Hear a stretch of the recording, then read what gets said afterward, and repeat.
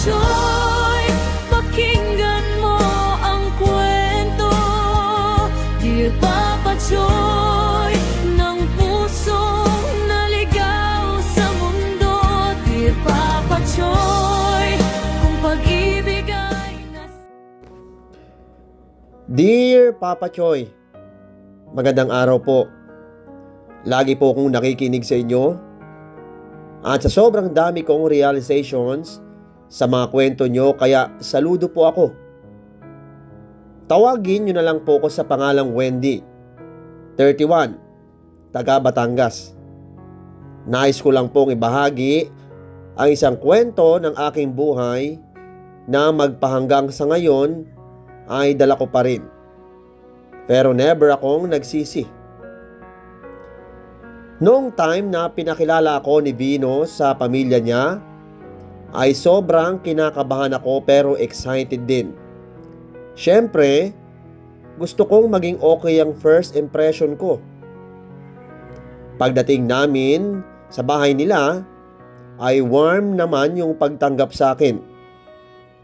Nandoon yung parents niya at yung kapatid niyang babae. Tapos doon ko rin unang nakita si Rod. Panganay si Bino. Tapos sumunod si Rod. Then yung bunso nilang babae. Pero ewan ko ba, may kakaibang feeling akong naramdaman nung nakita ko si Rod na hindi ko ma-explain.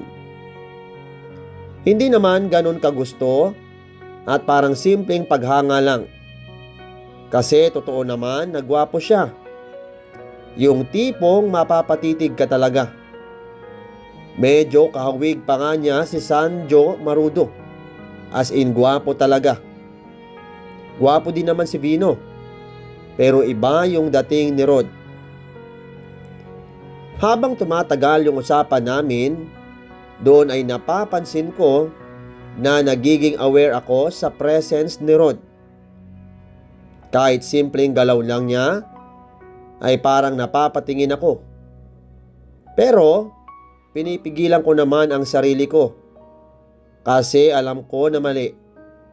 Boyfriend ko si Bino at kapatid niya si Rod. Kahit anong mangyari ay hindi valid yung nararamdaman ko.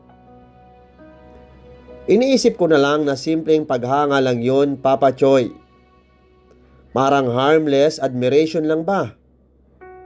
Wala naman akong balak na palalimin pa. Mas focus ako kay Vino. Kasi siya naman talaga yung pinili ko.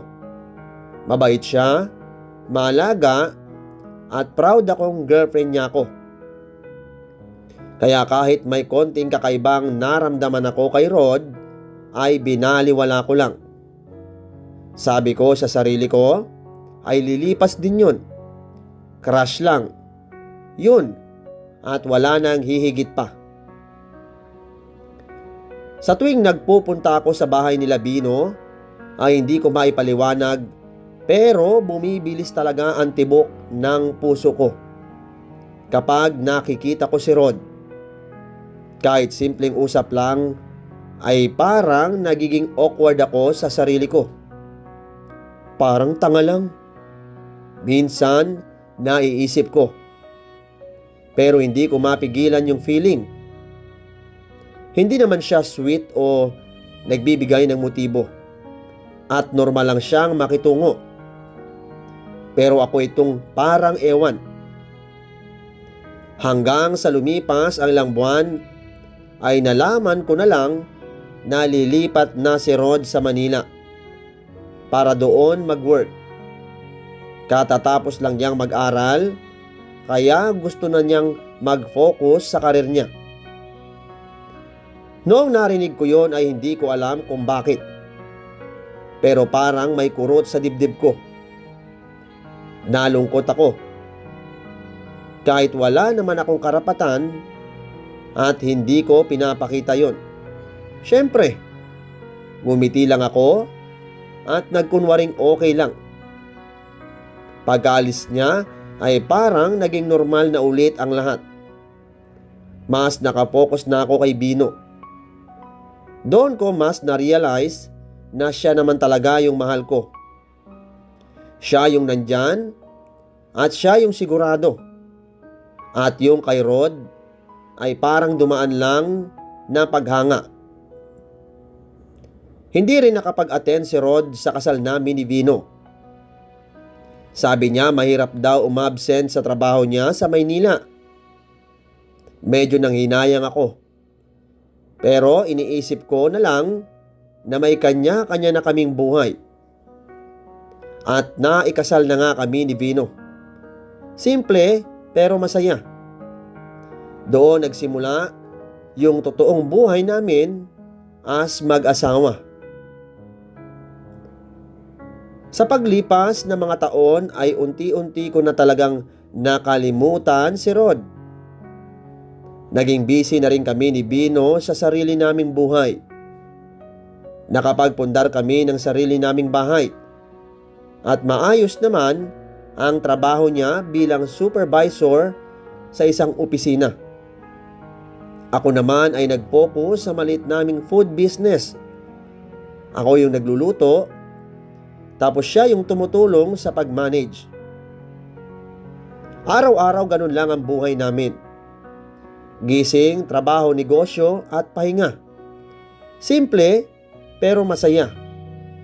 Doon ko nasabi sa sarili ko na okay na ako. Wala na yung dating nararamdaman ko. Parang naging parte na lang si Rod ng nakaraan na hindi na mahalaga. At akala ko talaga, Papa Choy, ay tuluyan ko nang nakalimutan si Rod.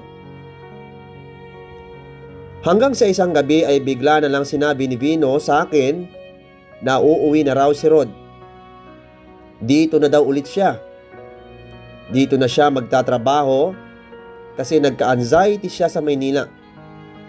Tapos nag-break pa daw sila ng girlfriend niya. Hindi ko alam, Papa Choy.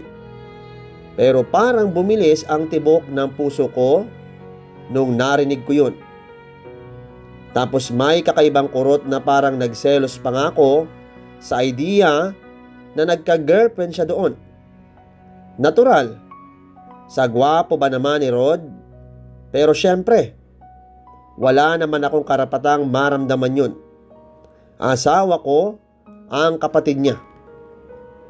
Pagdating ng sumunod na linggo ay dumating na nga si Rod. Parang walang nagbago sa kanya at same vibes pa rin. Pagkakita pa lang sa amin ay agad niya akong binati at may kasamang yakap. Namiss ko dito sa atin, lalo na kayo ni Kuya. Sayang nga hindi ako nakapunta sa kasal ninyo, sabi ni Rod. Ngumiti lang ako. Pero sa loob ko ay hindi na naman ako mapakali. Habang nagkukuntuhan ay naglabas na ng beer si Vino at nagyayang mag-inom. Lumambing pa siya sa akin na magluto ng pulutan. Kasi miss na miss daw niya yung bonding nila ng kapatid niya. Ako naman ay pumunta sa kusina pero iba na yung daloy ng dugo ko sa kaba. Parang bawat galaw ko ay iniisip ko kung nakikita niya ba ako o ano. Pagbalik ko ay dala ko yung pagkain at naupo ako sandali sa tabi niya. Doon ko napansin na minsan ay napapatingin ako kay Rod nang hindi ko namamalayan. Hanggang sa isang beses ay nahuli niya ako. Bigla kaming nagkatitigan. Mabilis akong umiwas ng tingin at nagkunwari na busy sa pagkain. Pero parang may tensyon na hindi ko ma-explain. Hindi nagtagal, Papa Choy, ay nalasing agad si Vino. Ang bilis niya kasing uminom hanggang sa natulog siya sa mesa. Nagkatinginan kami ni Rod. Tapos nagtulungan kaming buhatin si Vino papunta sa kwarto. Medyo awkward kasi ang lapit namin sa isa't isa habang ginagawa yon. Pagkahiga namin kay Vino sa kama ay sandali kaming natigilan. Nagkatitigan ulit kami ni Rod. As in sobrang lapit na parang ang tahimik ng paligid. Tapos naririnig ko na naman yung malakas na tibok ng puso ko. Hindi ko alam kung anong iisipin o gagawin. Pero bigla akong natauhan. Parang may bumalik na sense sa akin. Kaya ako na yung unang nagsalita. Magpahinga ka na, gabi na rin. Medyo alanganin pa yung boses ko. Tumango siya, tapos nagpaalam na rin. Sabi niya ay uuwi na siya sa kanila na malapit lang din naman sa bahay namin ni Bino. Hinatid ko siya hanggang pinto, tapos nag-good night. Pagkasara ko ng pinto, ay napabuntong hininga na lang ako. Papa Choy, hindi ko na naman maintindihan ang sarili ko. Kinabukasan ay maagang umalis si Bino dahil may meeting daw sila sa office. Bago siya umalis ay sinabi niya na dadaanan daw si Rod sa bahay para tumambay at tumulong na rin sa akin. Kasi sakto raw at maraming order sa food business ko. Tumango lang ako. Pero sa totoo lang ay hindi na naman mapakali yung isip ko. Pag-alis ni Bino ay nagmadali akong mag-ayos. Hindi naman bongga. Kasi konting lip tint lang, tapos nag-spray ng mild na pabango kasi magluluto rin naman ako. Pero ewan ko ba. At parang ang dali kong mataranta. Parang ang dami kong iniisip kahit wala naman dapat. Ilang saglit lang ay dumating na nga si Rod. Iba yung tingin niya na hindi ko ma-explain. Pero parang may laman. Bumati siya, tapos dire-diretso na kaming nagtrabaho sa kusina. Tinulungan niya akong maghiwa, mag-prepare, at parang natural lang lahat, pero ramdam ko yung tensyon sa pagitan namin. Pagkatapos ko magluto, kung maluto yung isang putahe, ay naisip kong ipatikim sa kanya. Lalapit sana ako para ibigay yung kutsara, pero bigla niyang hinawakan ng kamay ko. Kinuha niya yung kutsara na may ulam habang hawak pa rin ang kamay ko. Tapos nag-dip sa kutsara gamit ang isang daliri ko. Ang hindi ko in-expect ay bigla niyang sinubo yon para matikman ang niluto ko. Doon ako parang kinoryente, Papa Choy. Napatingin ako sa kanya. Tapos hindi na namin napigilan yung sarili namin. Parang may biglang sumabog na matagal na naming pinipigil. Naglapit kami at doon na nagsimula yung hindi dapat mangyari. Hindi na namin inisip kung tama pa ba o mali. Basta ang alam ko lang ay sabik kami pareho. Parang matagal nang may hinahanap na sagot yung katawan at damdamin namin. Sa isip ko ay mali. Pero hindi ko na napigilan. Hanggang sa may naamoy akong parang nasusunog at bigla akong natauhan. Agad ko siyang tinulak at tumakbo papunta sa kalan para patayin yung apoy. Nanginginig pa ako habang ginagawa yon na parang bumalik ang lahat ng konsensya ko. Pero hindi pa din siya tumigil. Pagkapatay ko ng kalan, mula sa likod ay hinatak ulit ako ni Rod. Parang ayaw niya talagang magpaawat. Hindi na ako nakapag-react agad. Dinala niya ako papunta sa kwarto namin ni Vino. At doon ay tuluyang kaming nadala ng init ng emosyon. Parang wala na kaming ibang naririnig, kundi yung sarili naming paghinga at tibok ng puso. Lahat ng dapat pigilan ay nabasag sa isang iglap. At sa sandaling yon ay alam kong may nabago na. Isang bagay na hindi na basta maibabalik sa dati. Doon na nagsimula ang lihim na relasyon namin ni Rod. Yung dati kong simpleng crush ay unti-unting naging mas malalim na. Hanggang sa hindi ko na namalayan, na-attach na ako sa kanya. Sa tuwing may pagkakataon na wala si Bino sa bahay, ay doon kami nagwawala. Sa simula ay parang dala lang ng emosyon, pero habang tumatagal ay parang nasasanay na kami sa ganoong setup. Minsan, pagkatapos naming magbembang ay napapaupo na lang kami at nagkukwentuhan. Doon namin napag-usapan yung nakaraan. Doon ko inamin sa kanya na noon pa man ay crush ko na talaga siya. Tahimik lang siya nung una. Tapos, gumiti ng konti. Kung nauna lang sana tayo nagkakilala, sabi ni Rod. Napabuntong hininga na lang kaming dalawa. Parang pareho kaming nang hinayang sa isang bagay na hindi na mababago. Hindi nagtagal at mas lalo akong nahulog kay Rod. Hindi lang dahil sa closeness namin, kundi dahil pakiramdam ko ay naiintindihan niya ako. Nakikinig siya, napapatawa niya ako, at parang ang dali kong maging totoo sa kanya. Samantala, si Bino naman ay mas naging busy sa trabaho. Dumating sa point na kahit weekend ay pumapasok siya o may inaasikaso. Madalas wala siya sa bahay, o kung nandyan man ay pagod at tulog agad. Minsan ay may kutob ako na parang may kakaiba rin sa kanya, pero hindi ko na pinilit alamin. Siguro dahil sa ginagawa ko rin behind his back, ay parang nawala na ako ng lakas ng loob magtanong. Parang wala na rin akong karapatang magduda. Sa totoo lang ay pinili kong manahimik.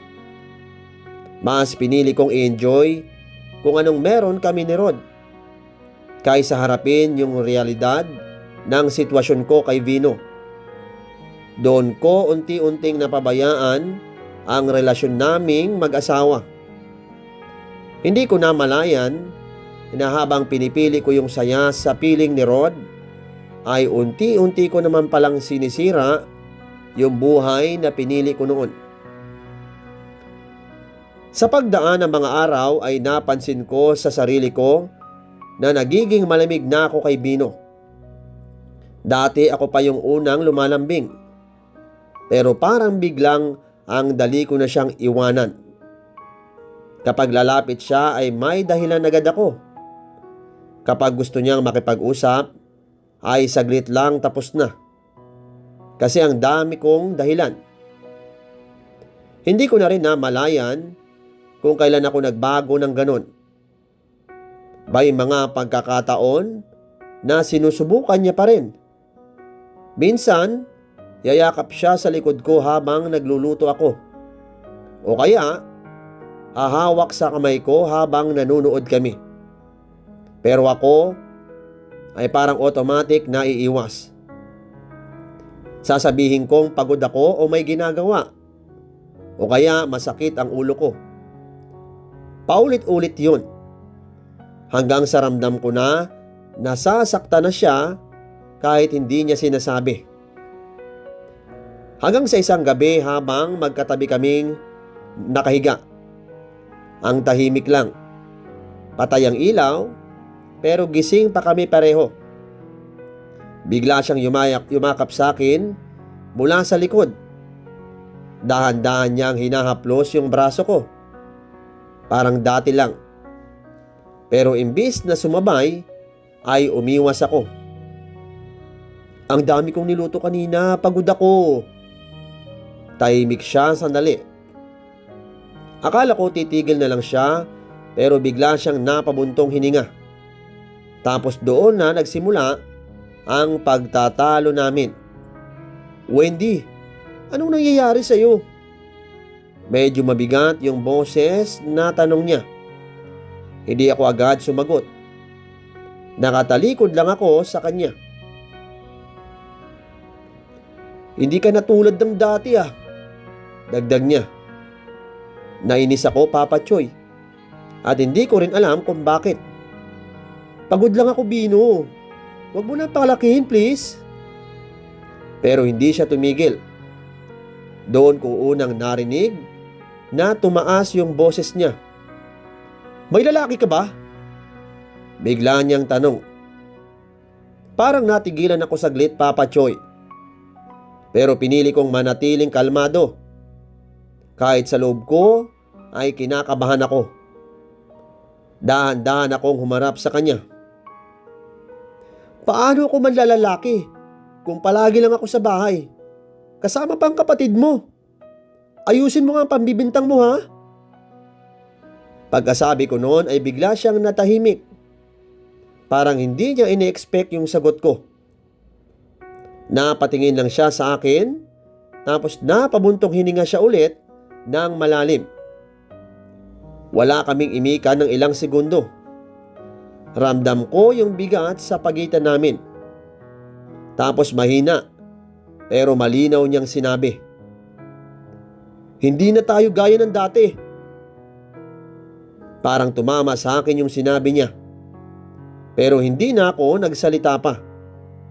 Hindi ko alam kung anong isasagot ko. Kasi sa totoo lang ay tama siya. Hindi na talaga kami gaya ng dati.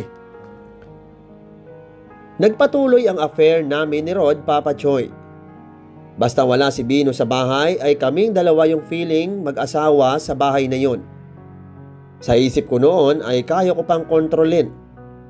Pero habang tumatagal ay lalo lang kaming nalulubog. Ang hindi ko alam ay may napapansin na pala si Bino. Tahimik lang siya. Pero may binubuo na pala siyang hinala at plano. Hanggang sa isang araw na inabot na naman kami ng kapilyahan at kapilyuhan ni Rod, Papa Choy. As in, doon pa kami naglalampungan sa kusina. Akmang itataas na ni Rod ang suot kong mini dress nang bigla na lang bumukas ang pinto at napatigil kami pareho. Nandoon si Bino. Nakatayo siya doon at nakatingin sa amin. Hindi ko makalimutan yung itsura ng mukha niya na may halong galit, sakit at pagkadurog. Parang hindi siya makapaniwala sa nakita niya. Anong ginagawa niyo? Mahina pero nanginginig niyang tanong. Wala akong nasabi. Si Rod ay natigilan din. Pero ilang segundo lang ay sumabog na si Bino. Sinugod niya si Rod, tinulak at sinuntok. Nagkagulo sa loob ng bahay. Sigawan at kalabugan ng gamit. Lahat sabay-sabay na. Sinubukan kong umawat, pero parang wala na siyang naririnig. Kapatid kita? Tapos ganito? Sigaw ni Bino habang paulit-ulit na sinasaktan si Rod. Si Rod ay hindi rin naman nagpapatalo. Gumaganti rin siya. At lalo lang lumala yung gulo. Parang parehong nawalan ng kontrol. Natatakot na ako. Hindi ko alam kung anong uunahin. Ang umawat o ang umiyak. Umabot sa punto na parang kaya na nilang magkasakitan ng sobra. Nakita ko sa mata ni Bino na kaya niyang gumawa ng hindi niya gugustuhin kapag hindi siya napigilan. Buti na lang ay may dumating Papa Choy. Narinig siguro ng mga kapitbahay yung gulo. O may nakapagsabi sa pamilya nila. Dumating yung mga magulang nila, pati yung kapatid nilang babae. Doon lang sila tuluyang naawat. Pagpasok pa lang ng nanay nila, ay umiiyak na agad. Sigaw siya ng sigaw at pinipigilan si Bino. Yung tatay naman nila ay hinila si Rod palayo. Tahimik na ulit. Pero ang bigat ng sitwasyon. Nakatayo lang ako sa gilid, hindi makagalaw. At parang nanlalamig yung katawan ko. Ramdam ko lahat ng mata na nakatingin sa akin. Yung tingin ng nanay nila ay puno ng sakit at galit. Yung kapatid nilang babae ay hindi makapaniwala. At si Bino ay hindi ko na kayang tignan. Doon ko naramdaman yung totoong bigat ng ginawa ko. Hindi lang basta kasalanan, kung hindi kahihiyan. Sa isang iglap ay nawala lahat ng tiwala, respeto at yung pamilyang tinanggap ako noon. At ako ay wala nang masabi para ipagtanggol ang sarili ko. Pagkatapos ng araw na yon, Papa Choy, ay hindi na ako kinausap ni Bino. Sinunod ko na lang din ang gusto ng pamilya niya na umalis ako sa bahay at wag nang magpakita. Galit na galit sila sa akin at naiintindihan ko naman kung bakit. Kahit yung mga chismis sa barangay ay tinanggap ko na lang. Wala na rin naman akong maitatago. Hindi rin ako makauwi sa sarili kong pamilya. Alam na rin nila ang nangyari. Kaya dalang ipon sa business ko ay naisip kong lumayo. Dumiretso ako sa terminal, dala-dala yung mga gamit ko at hindi pa alam kung saan pupunta. Habang nakaupo ako ay nagulat ako nang makita ko si Rod na papalapit. May dala rin siyang bag. Hindi kita kayang pabayaan mag-isa. Kahit malito ay paninindigan ko. Hindi ako nakapagsalita at naiyak na lang ako. Lumapit siya at niyakap ako ng mahigpit. Sa gitna ng gulo at pagkakamali ay nandoon si Rod na piniling hindi ako iwan. Doon pa rin kami sa Batangas nakatira ni Rod, pero malayo na sa mga pamilya namin. Tahimik na buhay at bagong simula. Lalo na nang malaman naming buntis ako noon, ay sobrang saya namin kahit alam naming hindi naging madali ang aming pinagdaanan o mali sa paningin ng iba. Pero tao lang din kami na nadala ng damdamin. Naniniwala ako na may dahilan kung bakit kami pinagtagpo. Ngayon ay 2 na ang anak namin. Sa paglipas ng panahon ay unti-unti ring naghilom ang sugat sa pamilya. Nagkaayos din kami kahit papano. Si Bino ay nasa Amerika na at may sarili ng pamilya. Pinili niyang mag-move on at nirespeto ko yon. Hanggang ngayon ay pinagdadasal ko na sana balang araw ay mapatawad niya ako ng buo. Ang mahalaga sa akin ngayon ay tanggap na kami at maayos na ang buhay namin. Pinaghahandaan na rin namin ang kasal namin ni Rod dahil pinaanal na naman yung kasal namin ni Bino. Isang desisyon na hindi ko pinagsisihan kahit nagsimula sa mali. Maraming salamat po, Papa Choy, sa pakikinig sa kwento.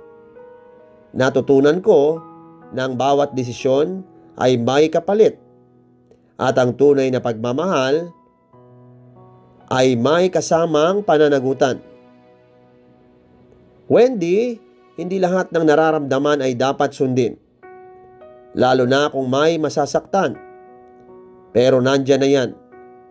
Ang mahalaga ay panagutan mo ang desisyon mo at itama ang kaya pang itama. Pahalagahan mo ang pamilyang meron ka ngayon at matuto sa nakaraan. Mga solid na Papa Choy, kung may natutunan kayo sa kwento ni Wendy, ay huwag kalimutang mag-like, share at mag-subscribe. I-comment nyo rin ang thoughts ninyo. Hanggang sa susunod na kwentuhan, maraming salamat po.